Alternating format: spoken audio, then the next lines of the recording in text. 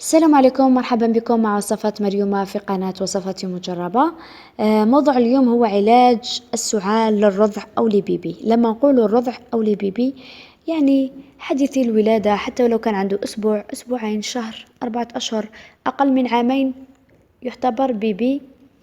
وتقدروا هذه الوصفات معناتها تستخدموها للكبار والصغار. حنا نركزوا على لي بيبي لأنهم لازم نتعاملوا معهم بحساسية، ما نقدروش نعطوهم أي شيء، وهذه الوصفات الطبيعية ما تضرهمش، تفيدهم إن شاء الله.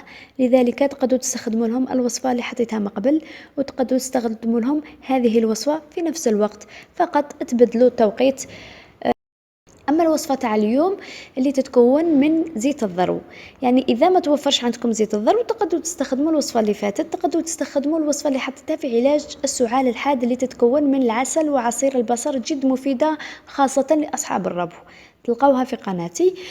أما زيت الذرو جد مفيد كذلك لعلاج حساسية الصدر، النخمة، الإنسان كي يكون مقريبي، لي زونجين، انتفاخ اللوزتين، جد مفيد لهم. والسعال الحاد زيت الذرو قليل، يعني ما تلقاوهش بكثرة، لذلك دائما نحط لكم بدائل. إذا لقيتوه متواجد أكثر يا في الصحراء يجيبوه أصحاب الجنوب أو عند العشابين، إذا لقيتوه كيفاش تستخدموه؟ تدهنوا صدر الرضيع، يعني تدهنوا له صدره بهذيك الزيت وما تخلوش يضربوا الهواء. وإذا كان يعني قدرتوا تشربوا له ملعقة صغيرة دائما قبل النوم، ملعقة صغيرة قبل النوم وملعقة صغيرة مع الصباح.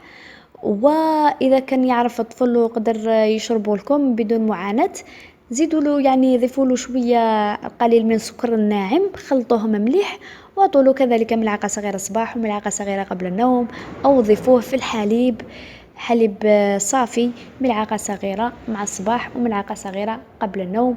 ومدة العلاج يعني كل ما تناولوا الطفل بكثرة كل ما يعطيه قوة بدنية أحسن، لذلك ما نعطيكمش فترة العلاج، كل ما كان عندكم أعطوها لأطفالكم.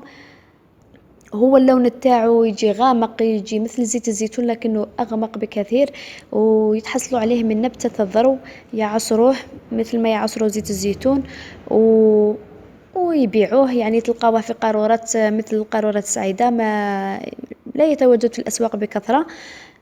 نتمنى تتحصلوا عليه وتستفادوا منه أنتم وأطفالكم. هذه الوصفات صالحين لجميع الأعمار، خاصة الرضع الصغار.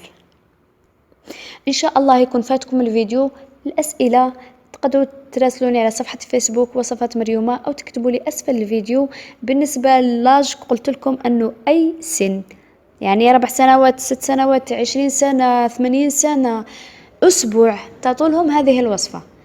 ومدة العلاج كل ما كان عندكم تناولوها أحسن، لأنه مفيد جدا لجسم الإنسان. وكما قلت لكم إذا كانت حروق منزلية ما عليكم تدهنوها بزيت الذرو، راح تختفي سيكاتريس وراح يتعالج الجرح.